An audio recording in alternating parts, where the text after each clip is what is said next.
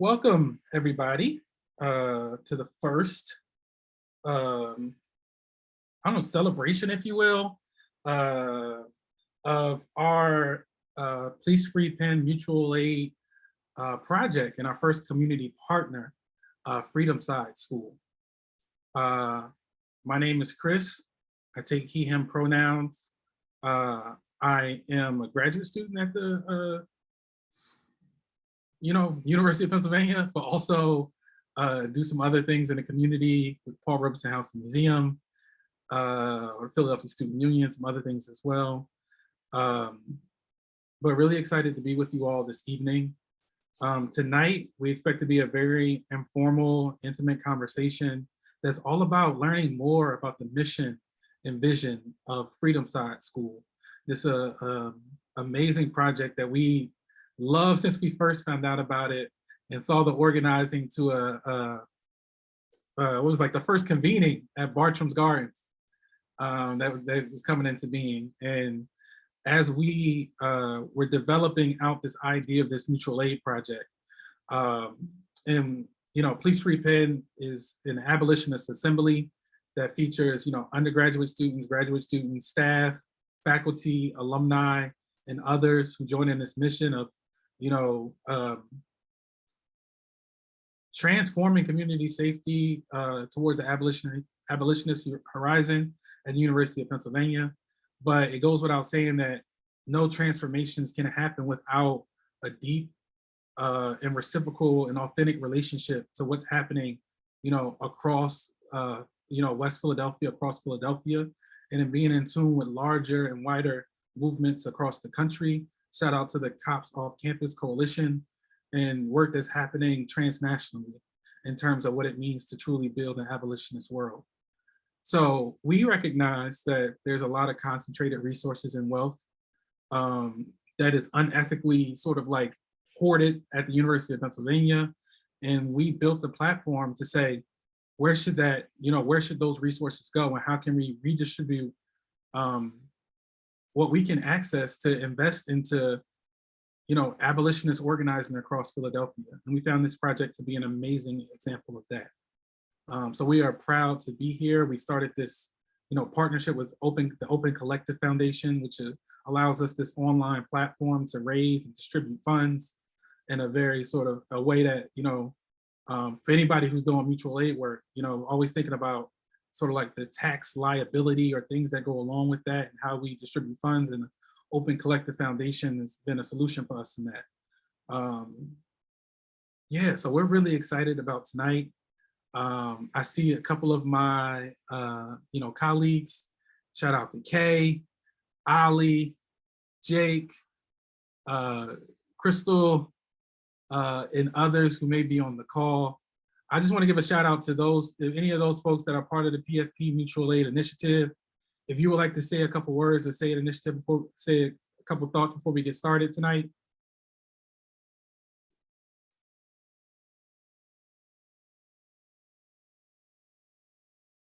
All right, well, I'll give you some space to say hi in the chat. But without further ado, we really want to, create the space for Freedom Side School to really, highlight their work, their mission, the ongoing updates of what's been happening with the project, how we can get involved and continue to get involved beyond just giving money, but really using our labor and our resources, our connections, our networks to see this project come into being and really have a full, rich, abundant life. So without further ado, I'm going to pass it over to Freedom Side School, who will give us an introduction about the project, and then we'll have time to sort of just like talk. So with that being said, welcome Freedom Side School.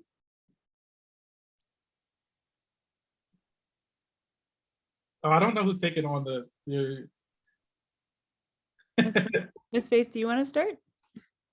Sure, I can start. Hi, my name is Faith. I think pretty much everyone that's initially involved in Freedom Side School are also a part of CADB, which is the Coalition to Abolish Death by Incarceration. And someone in that group decided that this would be a good idea to try to start a school, an abolitionist school, that's geared toward not just teaching children regular curriculum, but also preparing them, that since they're directly impacted, preparing them to, I guess, to nurture them, let me say that, to nurture them and prepare them to be the next generation of abolitionists, to know how to fight, to know that they're not alone, to know that they can stand against the stigma that comes with having someone incarcerated for whatever reason, and just teaching them community and that they're not alone, and that it's nothing to be ashamed of, and creating an environment of not just education, but social education, abolition education, teaching them things about the environment, and just creating a school with an atmosphere of total nurturing in every area of their lives, because so many children that are directly impacted, they don't know how to deal with this situation. They have, even adults, some adults that are dealing with it, they don't converse with their children and younger people to give them an understanding that this is not your fault. This is not something that you could have changed, but it is happening, and we can deal with it and get through it together. And in a lot of homes and situations in this mass incarceration arena, and in the carceral state, a lot of people are still ashamed to even talk about it themselves. And I'm speaking of adults when I say that. And I'm a mother of a son who's serving a life sentence, wrongfully convicted.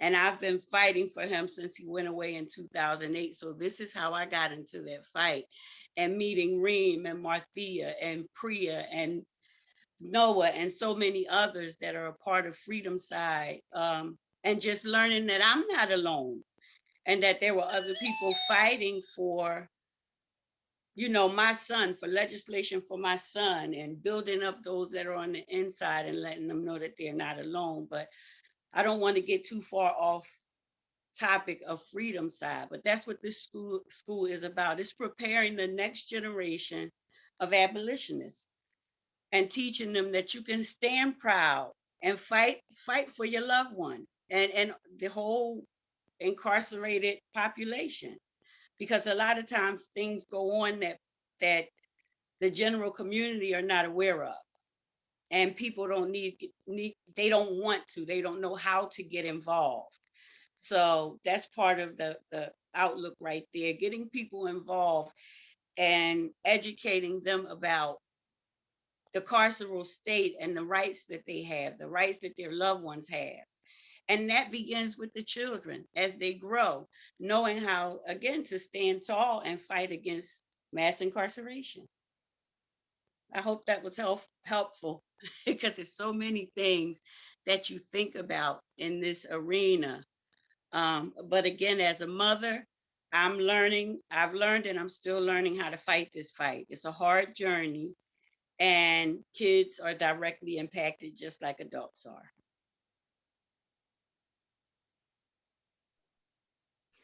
Yeah, Ms. Faith, thank you for starting us off, because that was perfect. And I think you're saying, maybe you got far off of Freedom Side. I think you can't get too broad, because the school comes out of the movement that we were connected through. And I think part of the reason that this school exists is we were looking at like what holes are there in like meeting the needs of our community. And CADB and other abolitionist work in Philly operates so much as a movement family, and in that family there are children, and there are young children. And so I think that's what we identified as a group of people inside our movement family who deserved something more than they're getting in the schools that are available to them, and deserved kind of the best that we have to offer in terms of education. So taking like what's really wonderful about the abolitionist movement in Philadelphia and in Pennsylvania, and what's really wonderful about like, the forefront of progressive education and radical education and abolitionist education, and making sure that we're bringing those things together and bringing that kind of educational environment to the kids who really, all kids deserve that kind of educational environment, but to kids who deserve it and who have little access to it, and who deserve an education where people are being honest with them about the reality of the situation that they're in and what they're entitled to do as organizers, as imaginers of the future, giving them that kind of power.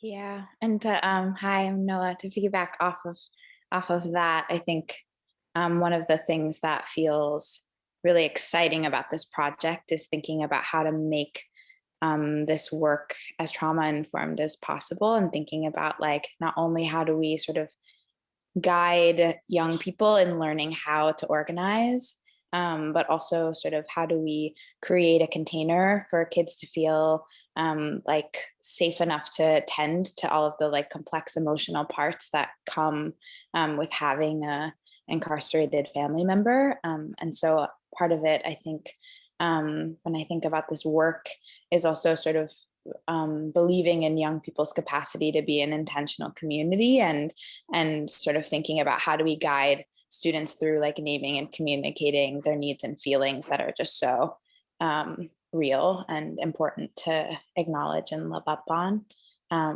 So that's something that feels important to name.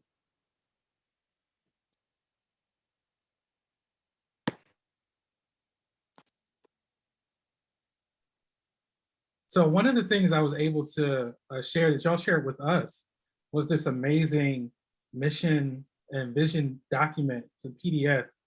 Let's see if I can get it up really quickly. I also put it in the chat for folks to be able to download, because I feel like what's here like really sets up the work that you all do, pretty strongly. So I'm gonna see if I can, share quickly so folks can see it.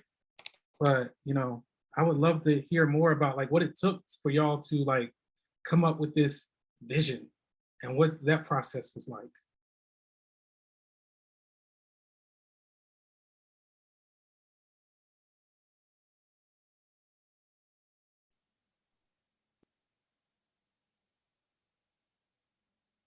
I can share a little bit about that. As a part of the vision team, we sat down and we discussed what we would want the school to look like, and what we would want to, we envisioned what we would see as we entered the school, and how we would create the atmosphere in the classrooms that the children would be in. And I can give you an example. Say we're in a classroom setting and a child is dealing with the impact of their trauma. We would have someone available that can speak directly to that child at the point of their need of what they're going through right then. We would have someone available. It would never be a setting where we would shut a child down or shut them up, for, to say it more clearly, but really just directly address what that child is going through at that moment, and let them know it's okay to feel how you feel, and try to teach them how to work through those emotions and still be able to function throughout the course of their day. Another thing, having artwork from people that are in the carceral system probably, or people that are directly impacted all around the school, and just playing music as they enter the school that may calm their spirit and prepare them for that day, because you don't know what they've gone through from home to school, or what they're going through daily. Creating a garden space where they'll learn about the environment and be able to have discussions, not just about the environment, but also about, hey, what do you think about this? What do you think about that? Opening up dialogue with them that's age appropriate to where they are, and just letting them know, there are things that you can do to work through what you're going through. So trying to create spaces like that, and it's other things as well, but I'm going to let someone else speak.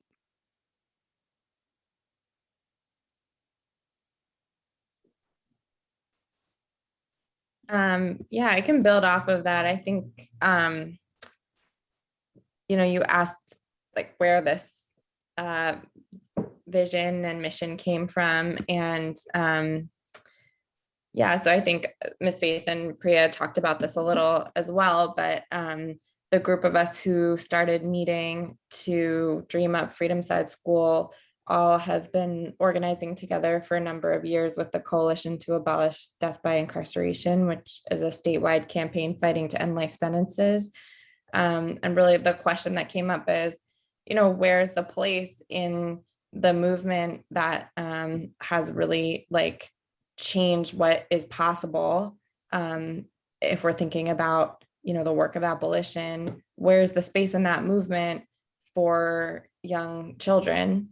And so I think the other piece that we haven't touched on as much yet, that's pretty core to the mission is that at Freedom Side, we're going to be teaching the work, the skills of healing justice in the classroom on a daily basis, and that is our approach to community building and socio-emotional learning in the classroom. So, in addition to, offering the concrete skills of organizing and doing the trauma-informed work that Noah and Miss Faith talked about, we'll also be, really training a set of young practitioners of healing justice who can, do the active work of building the alternatives we need to dealing with harm and conflict, at home and outside of school as well. And in communities more broadly. So that is like, I'll just say another kind of core piece of this work.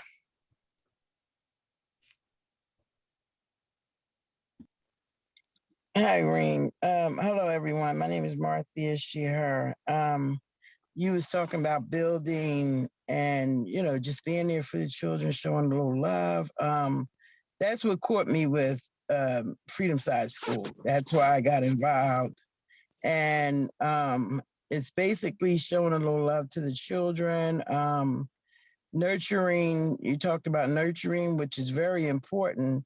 I have grandchildren, and I was able to share, the schools that they go to, what they're going through, the trauma, or what have you, and how I work close with them. So being a part of Freedom Side School makes me feel good because I sit in and I listen to, how they want to work and what they want to bring forward to the school, and I want to be a part of it because the children need nurturing, they need love, they need God.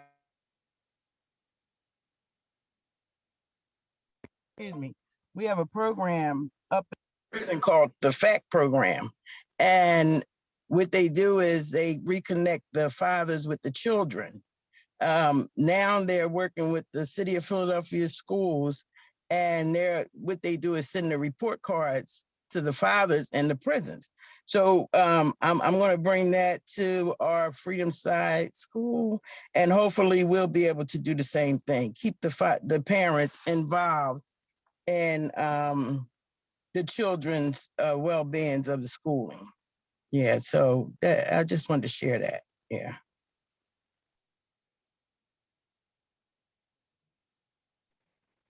I'll say another piece I think that is important. Just using this document, I was reminded about the piece around imagination that feels really exciting in terms of, I think that a lot of us are on the project are teachers or educators, formally, informally, have worked in the school systems. And I guess I'll speak for myself. Like, I think one of like the heartbreaking things as an educator in that space was sort of seeing how little power it seemed like kids had to question the structure, and question and ask why. Why were, having class this way, or why, why are these rules structured in this particular way.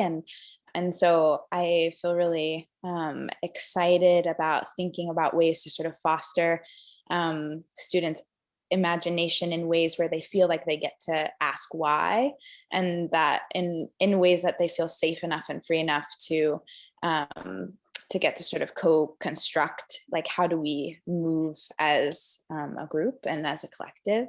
And so that feels also really exciting about this work in terms of how it connects to being able to use our imaginations and dreaming a different world that looks differently than it does now. So.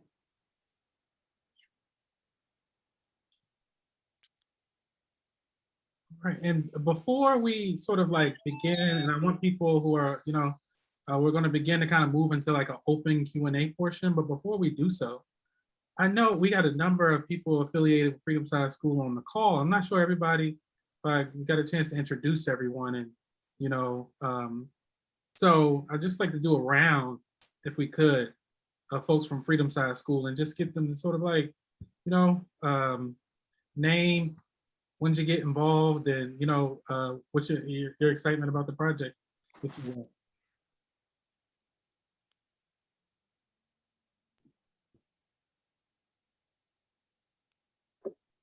Can you say that again, Chris? I'm sorry. Just I know you opened this up, Ms. Faith, but I was thinking of like just giving space for everyone to just say who they are, how they got involved, and just to introduce themselves. That these are the people who do the work, to make Freedom Side School happen. Thank you for repeating that.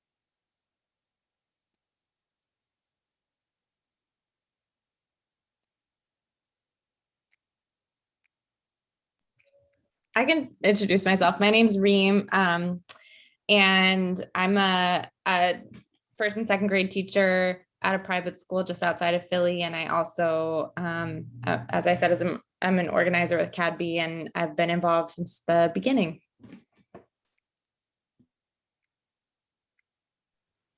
Hi, my name is Ms. Didi. I got involved with it because of rain, but I've been missing in action. But I've always loved this idea, and my times when we were growing up, we were always told, be quiet, stay in the child's place. I'm seeing this world where our children can speak what it is that they're going through and what they're feeling, and not be chastised for it, and also learn about our laws, and especially mass incarceration and our judicial system. Because had we been taught that when we were younger, I'd have been an advocate since I was 2. So we didn't learn about these things. We had to live through them in order to wake up and see, wow, this is against us. So we need to start waking up and using our voices and being heard. And I'm glad that we're going to build a future where children can get taught this. And then as they grow, they can go ahead and voice their opinions.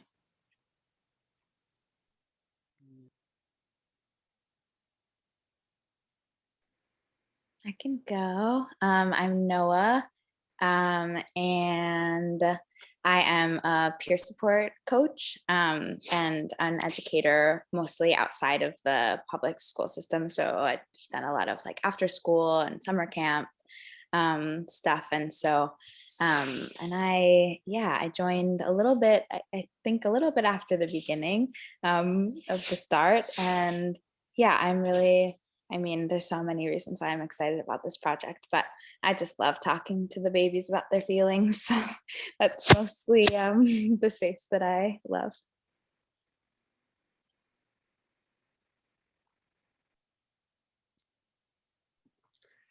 I can go. My name is Priya, and I guess also been around since the beginning. And I am a member of CADB, a more recent member than most people on this call, but I'm a member of CADB, and that's how I met most of the folks who are on the Freedom Side team. And I'm also a kindergarten teacher in the school district. And a big part of what excites me about Freedom Side is seeing how difficult it is to give the kind of education and kind of love and support to kids that we know they need in the Philly School District right now. It's not a unique problem to this year, but especially this year, as just the school district is in crisis in so many ways. It's very clear to me that no matter how much even administrators and teachers want to take care of the kids inside that system, there are so many barriers that make it incredibly difficult. And we know with the kind of the kind of academic comparison of schools to prisons, it feels tangible when you're there. And I think knowing how harmful that can be for any kid and how especially harmful that can be for kids who also are touched by incarceration in their family life really drives me to want to make this space that exists for kids that can be so much the opposite of that.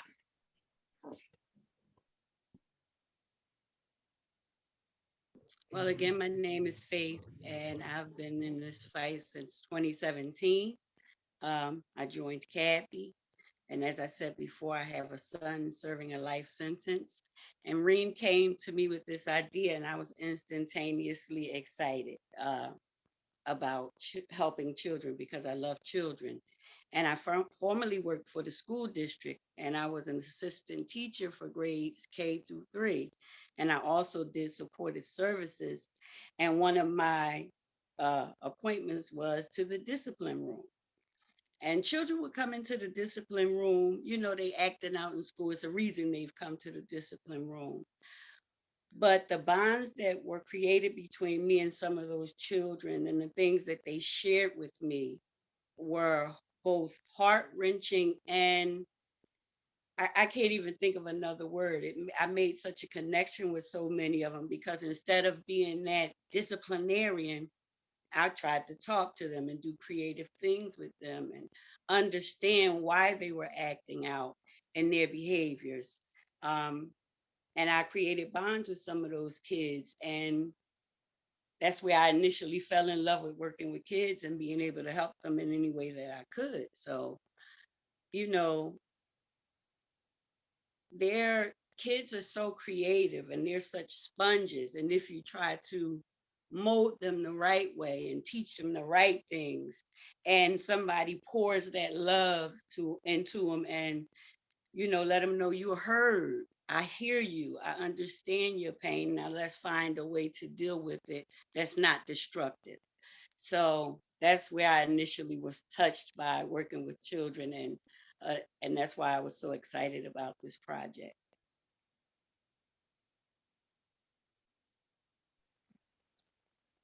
Good evening, Marthea Brown. I'm on the vision team. I've been with this project since the beginning with Reem and all the other people. And I just want to say that what drew me was I've always worked close with children. I was an NTA at Pierce School. I watched the children run around, you know, with no guidance, no love. And I also have grandchildren. I'm in my son's life right now. He's raising his child. He's a single parent. And I realized that just it takes one person to make a difference in a child's life. And with that being said, with Freedom Side School and with our vision, I know we can do it. And I'm standing by it and I'm sticking with you guys. And I'm going to be here from the beginning to the end because making a difference in a child's life means so much to me. You know, and I also, as I spoke earlier about the FACT program, which is up at Phoenix Prison. And we take the children up there once a month and we reconnect them with the fathers. And now we have the City of Philadelphia school system who's involved, who's going to let the parents know their grades, you know, and it's a scale to show them the progress, and they get the love. Love and nurturing means so much to these children, and I'm just so grateful to be a part of Freedom Side. Blessings.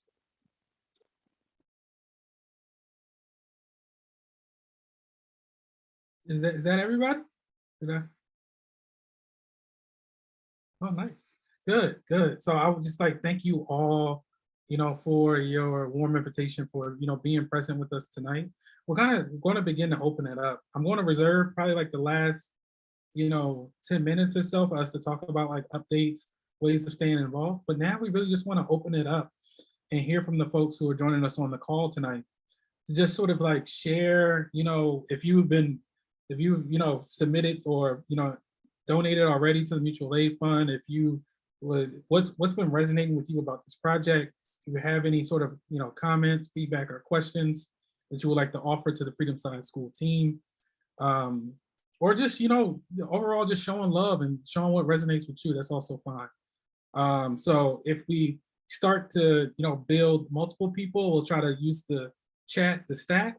But if anyone's open to offer something right now into the space, that would be great.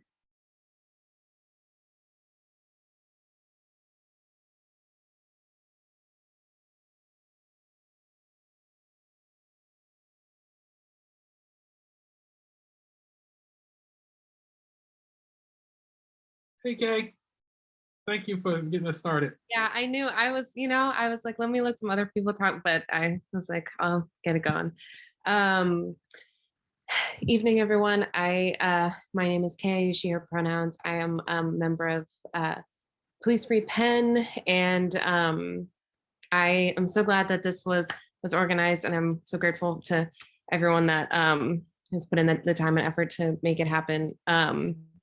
I wanted to start with just I don't know, give some appreciation for the work that you all do. My paid work is a social worker, and I lean towards working with adults because I don't know, I think everybody has their kind of pockets that they prefer or like to work with more, but I have just like tremendous respect and gratitude for the people that work with young people, especially kids. And I don't know, I think that thinking about anybody that has to interact with the carceral system is terrible. But especially thinking about young kids that have to interact with it in regards to having a loved one in there is upsetting, because it can just be traumatizing, even in so many ways of like, I sent a letter to a loved one and it got sent back because a sticker was on it.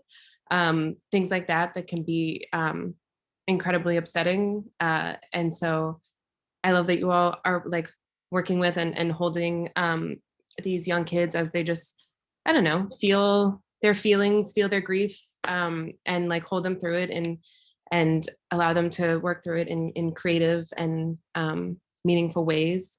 And my second comment was about working with young people that I appreciate that you all are doing is in PFP, a lot of the abolitionist work that we're doing now is, or a good portion of it is like political education work. We have some folks in PFP that do specifically like book clubs, and a lot of the work is, getting adults now to kind of unpack their own carceral thinking, and the ways that, we have been socialized to really just lean into punishment first, or the ways that people are so adverse to doing their own healing that they think that other people are also incapable of ever healing. And so thinking about some kids that are, that they're growing up and having like the ability to heal and question things being fostered in them is very heartening. So that was all my praise for you all. My question is, I wonder, in doing this type of work and working with kids and working against the carceral system, what are like your little small wins, like your little interactions with children, or interactions with their family or folks that are incarcerated, that you kind of like hold on to as like, ooh, this was like the small little win that I'm going to take for today, when you're doing work against a system that is so terrible and large? And yeah.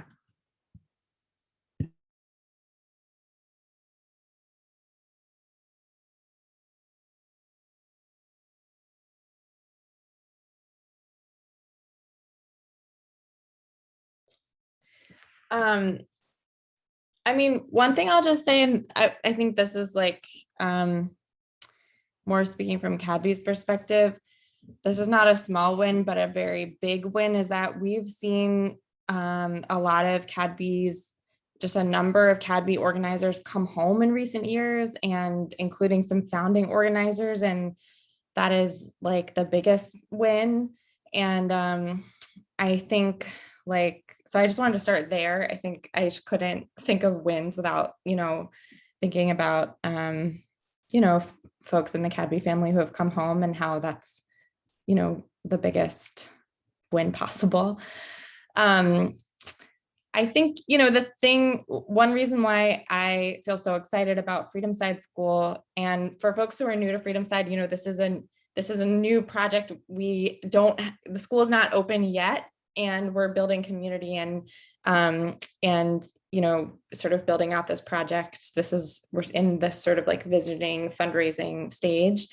But, one thing I'm so excited about is that, every day in my life as a teacher with young people, I just come home with like more small wins that I could possibly, just talk endlessly about. I think the way you put that, small wins, is just like so right for the work of working with young people, and every day in a classroom, which is really, like, as Noah put so beautifully, an intentional community that you're growing. There are just endless moments where you're making interventions and supporting young people to learn how to listen to themselves, pay attention to their feelings, how to interact with other people in ways that are compassionate, and moving toward healing and moving toward connection. And that, I think, is what's so special about the elementary school classroom, and what's so unique. I don't think in any other profession we have this opportunity to build basically like a parallel world where we get to imagine the kinds of communities we want and then create them. And we see that manifested in all those small wins on a daily basis, when we have the resources we need, and the relationships that we need in the elementary school classroom.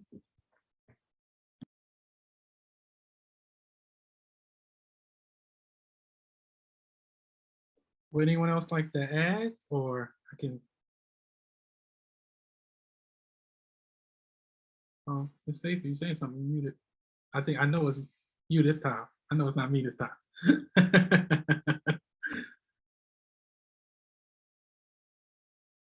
Oh, you still muted. Yeah, I'm sorry. That's going to be something to talk about for a little while to come, how we kept muting ourselves. I haven't worked with children directly for some time, but I am a grandmother of 3, and I try to educate them as much as I can. But I'm going to move past that and just speak of movement work as far as mass incarceration is concerned. I see grandmothers like Marthea constantly with her babies, educating and doing things with them, and other people that are directly impacted. But it's one young lady, and this may be moving a little away from Freedom Side, but it's mass incarceration is pertaining to CABI. It's this one young lady. We have rallies at City Hall. We do different things to build up, to help our incarcerated loved ones. But it's one young lady named Martha. And wherever she goes, whether it's standing out City Hall with signs or whatever she's doing, she has her grandchildren out there with her holding signs. So when I see things like that, they build me up, and all I can do is smile and get excited. And I say, that's the future leaders of the abolitionist movement. And that's exactly what we're trying to create with Freedom Side School.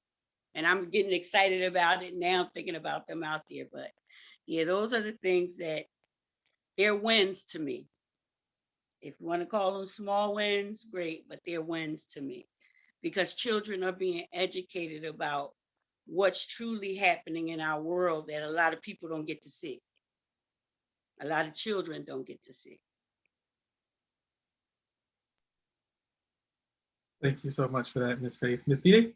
Yes. I don't know if you can see this. I don't know if Reem's gonna remember, but I would like to read. This is in a school where we went and we talked to children. And it says, this is what they wrote. We want a world where all people get a second chance in life. We want a world where everyone is fair to everyone. We want a world where people don't favor whites over blacks. We want a world where everyone can get what they need to live a good life. We want a world where there is no such thing as a bad person. We want a world where no one has to serve a life sentence. One thing that we want to do to create a better world is we all can try to stop racism. And this was, I've been to two of these things. This was way before COVID, but it's amazing how these children, they did this book, they drew pictures of us, what we liked and how we were and about us. And it's amazing how when we give children a chance to see the world for how it really is and explain to them the bad part of the world and what we're fighting against and why we're fighting against it, and they come up and they can write something like this, that's hope for our children. That's hope for our future. And opening this school, but we can teach these children the same thing. I'm going to treasure these books to the day I die and somebody else can keep them. But, it showed me that these were kids and they were diverse because it was all different kind of kids, but they were all open to hearing our stories. And I even received 2 or 3 letters for some of the children. I'll never forget Parker. And it's amazing, that their mind is so open to that. If we grown-ups would think how children think and open our minds to a better world and how we want this world to be, man, whew, that's all I can say, man. That was beautiful, so beautiful. And as people are lifting it up in the chat. So thank you so much for sharing that. I think we all will treasure it. Next up in the stack is Alyssa. Hi, everyone. I just want to express extreme gratitude to the organizers of this call and the organizers of Freedom Side School in Cadby. When I'm not at school, I'm based in the what's colonially called Philly area. And I have a personal interest and passion in expressive arts and a community-based art and all the therapeutic and community-based ways art can be. So I believe this, the story that Miss Didi shared really was like prolific. It touched on my question before I even came up with the question. And I know Miss Faith too mentioned about using the arts. So I wanted to ask everybody, what are some ways you see arts and storytelling and being creative? Because it's certainly a part of this movement. I think it is the movement. But I love to hear any reflections you have to share about how you've used it in your work, how you want to use it in the future. As a personal, the nerdy part of me just wants to know because I want to do this work with y'all. So thank you again for all that you're doing.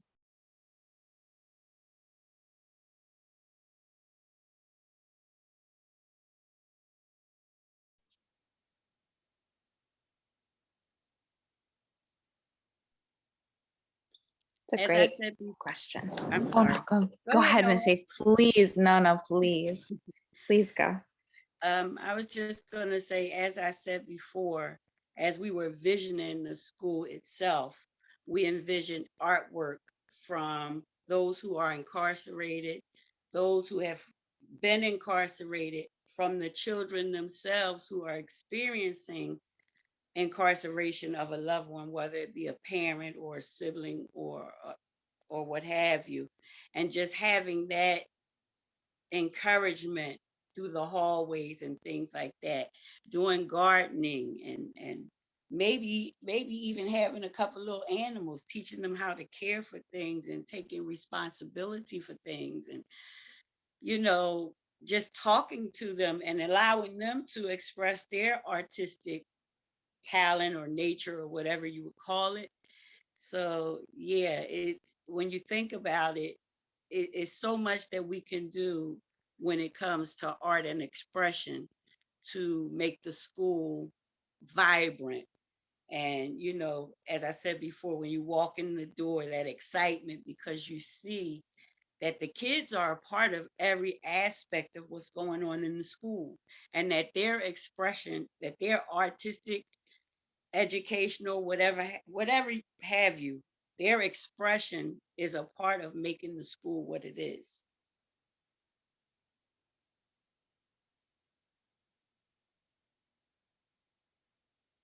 I think it, Ms. Didi or Noah? Yeah, I Go ahead, just wanted Miss to Didi. say, oh, I'm sorry. I just wanted to say that art is the best part. I have yet to meet a child that doesn't like art, that doesn't, you get to meet children and they get their feelings and everything into the art that they do. And you can tell what they're going through by what they're drawing or what they're painting. I have yet, like I said, I got 7 great grandchildren, and I have always had to keep coloring books. I have to keep them little paint that though they spill it on the floor, it's easy to clean up with water. But children, they will sit there and you give them that chance of opportunity of art and their understanding to it. I'm telling you, like I said before, if our grown minds would think how these children think and do things, oh man, this world would be such a better world to live in, you know. But art must and should be part of this, wherever it's coming from, whoever it's coming from, but especially with the children. You know, let them connect on that because you won't even have to teach them. You start talking to them and put the supplies in front of them and they off to the races. That's it. Sorry for bothering.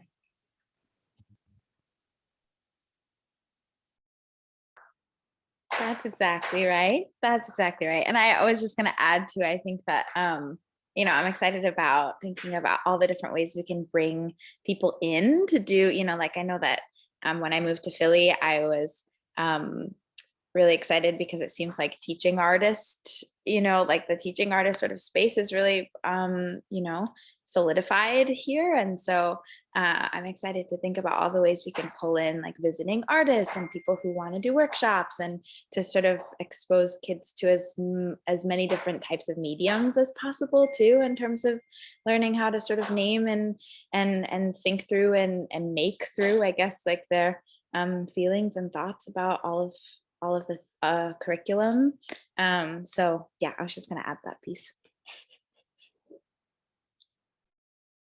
Thank you all so much. And I'll pass it to Ali. I understand that we might take like an additional, I don't want to go too far, but like maybe additional 5 minutes after we hear from Ali and responses to kind of go over some updates.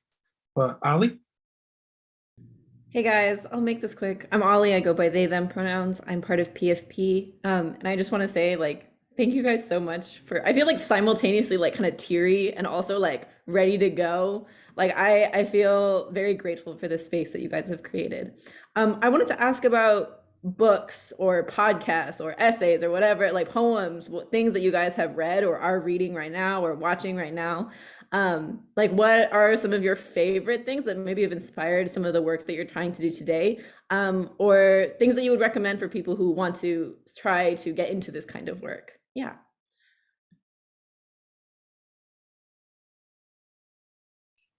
That's a great question. I love that question. What came to my mind was I really love Prentice. Do you know Prentice Hemphill? People on this call has a really incredible podcast called Finding Our Way, and there's different people that they interview, but was really exciting to listen to the couple of interviews that they did with abolitionist organizers. So that was what came to my mind.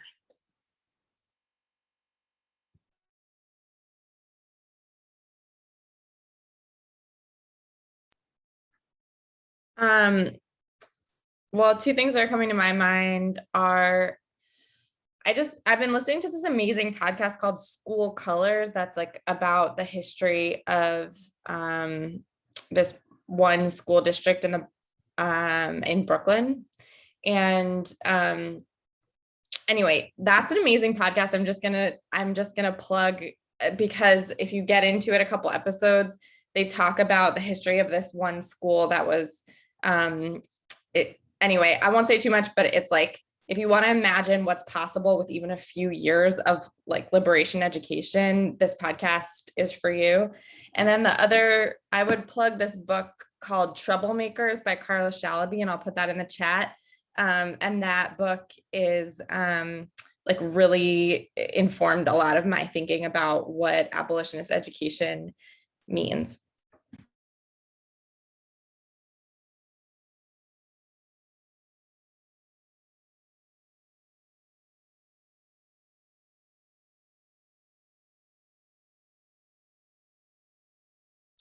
I'll do one side plug to say the Education for Liberation Network, alongside Critical Resistance, just put out this collection called Lessons in Liberation, just dropped this year.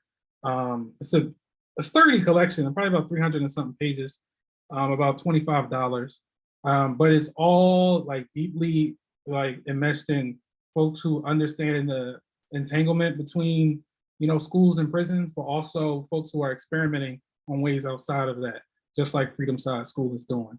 So just want to, you know, shout out that book. I know I got my copies from Making Worlds over at 45th and between Walnut and Locust. So I'll just do that shout out. But did anyone else have anything else to offer to that question?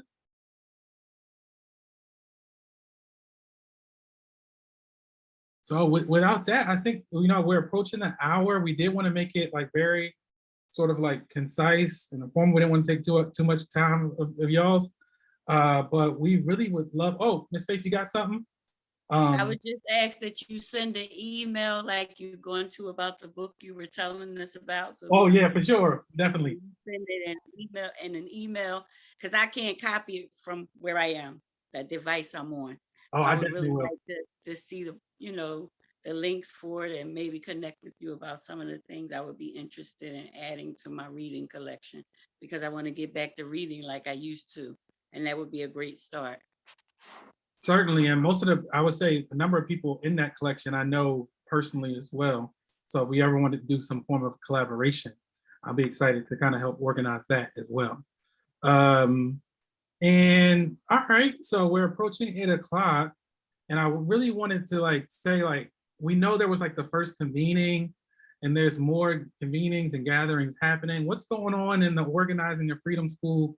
What are ways that we can, you know, be of support materially, and ways of staying connected, being involved, and really being an ambassador for the, you know, labor, vision, and mission that y'all are leading?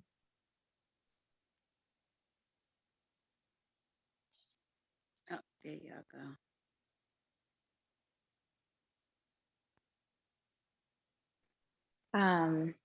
Well, I can start. We have many updates, but one of the things that we're doing right now is working on sort of figuring out like, okay, like the more we talk about this work, the more people are interested in getting involved in terms of like organizing and helping and offering, you know, support in that way. And so right now we're working on figuring out what is our onboarding process for if, you know, folks are interested in getting involved, like what does that process even look like? And so right now, something that I'm doing as a part of the team is meeting with folks one-on-one if you're interested in getting involved in the organizing piece. So to get to know a little bit more about what skill sets you might have and where your interests might lie in terms of supporting. So that is something that feels exciting that we're working on now. Yeah.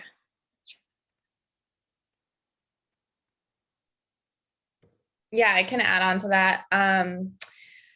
We need to find a building. Do you know of a building space? Maybe a congregation, maybe they want to rent us their space for really cheap. Maybe they happen to have a beautiful garden outside, who knows? I mean, we're really just networking here. Like if you have any information, let us know. Two, if you know any people who have a lot of money they might want to give to the school, please reach out to us. Yeah, please just spread the word. And I would just like echo what Noah said and like pump it up with an extra, like, we need everything you've got. Please, if you think you have a skill set, a connection, a resource that might be useful to us, it probably is. So yeah, we're just so excited to make these connections and please, we need so many more people and everything you've got.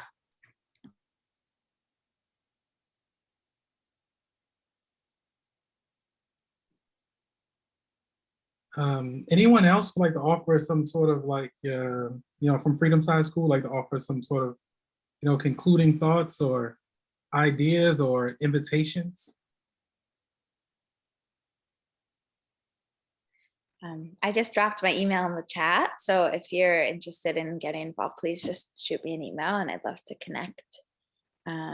Yeah, and I mean, the next 6 months are really gonna look like doing a lot more strategic planning around, what does it look like to, we're probably, we're in the fundraising and organizing stage of the school. It's not open obviously yet. And so I think we're going to be doing a lot of work in the next couple of years to do everything we can to push the project along. So the more the merrier.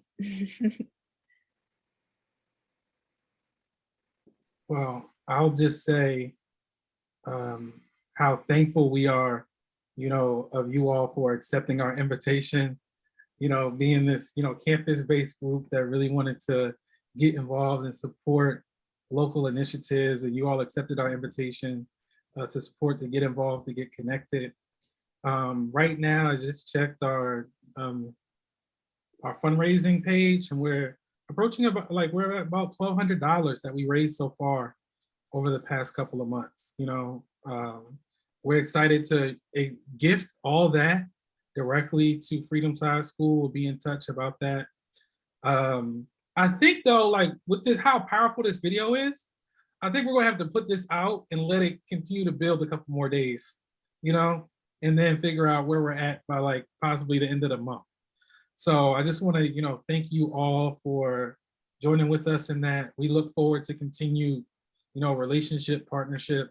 There's things that we can do as Police Free Penn, but there's also all of us individually who have our own skill sets, our own connections, our networks. Just as Crystal mentioned, right, from the Black Lives Matter Philly about the Black Educators Fellowship, who I think can also offer support. So we're here to continue to be a resource to you all, continue to be in relationship with you all, continue to be in solidarity with your vision. And thank you all for making time on this Thursday evening to be part of this. And, I guess I can speak for most of my PFP comrades and just saying a sincere thank you. And we appreciate y'all. Thank you so much. Thank you so much. Everyone, have a good night. Have a good night, y'all. Thank you, everyone. Peace. Much. Thank you. I'll email I y'all some appreciate stuff you, soon, too. Chris.